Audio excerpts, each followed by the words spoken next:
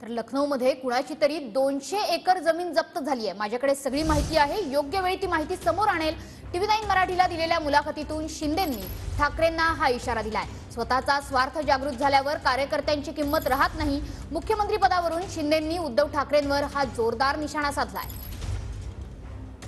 लखनौ ते लंडन हे नेमकं काय प्रकरण आहे? कारण लखनौमध्ये कुणाला तरी कुणाची तरी 200 एकर जमीन इन्कम टॅक्सने अटॅच केली आहे। 800 कोटीचा काहीतरी प्रकल्प आहे। त्याची सगळी माहिती माझ्याकडे आहे, मी योग्य वेळी देईन। मी काय असं कोणाला आरोप करत नाही, सूड भावनेने आकसापोटी कुठलंही मी वक्तव्य करत नाही। जी वस्तुस्थिती आहे ती वस्तुस्थिती आहे, सत्य परिस्थिती आहे।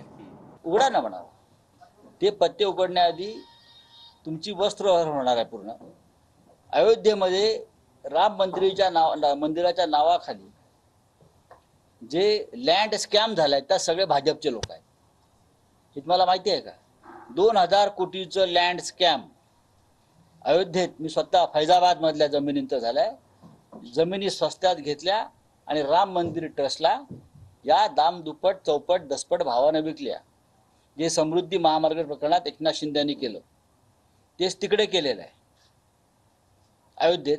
आणि त्याच्यामध्ये भारतीय जनता पक्षाचे सगळे प्रमुख नेते आहेत। कोणाला उघडं करताय तुम्ही?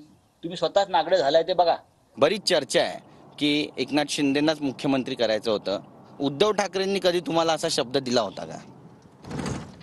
त्यांना तर बनायचंच नव्हतं ना। ते म्हणतच होते मला कुठे बनायचं आहे, कारण बाळासाहेबांचे स्वप्न होतं शिवसैनिकाला मुख्यमंत्री करायचं। परंतु जेव्हा स्वतःचा स्वार्थ जागृत होतो तेव्हा शिवसैनिक आणि कार्यकर्ता याची किंमत नसते। मला संधी मिळाली, एका शेतकऱ्याच्या सर्वसामान्य मुलाला, जमिनीवरच्या कार्यकर्त्याला, त्याचं मी सोनं करतोय। देवेंद्र फडणवीसजींनी 50 फोन केले। ज्या देवेंद्रजींनी सरकारमध्ये असताना, मुख्यमंत्री असताना तुमचा एकही शब्द खाली पडू दिला नाही, त्या देवेंद्रजींचे तुम्ही 50 फोन, एकही फोन नाही घेतला। याचा अर्थ तुमच्या मनामध्ये वेगळं कारस्थान, कूटनीती शिजत होती। स्वतःला मुख्यमंत्री बनायचं होतं आणि शिवसेना भाजपा युतीचं सरकार आलं तर बनता येणार नाही, आणि म्हणून त्यांनी हा पवित्रा घेतला।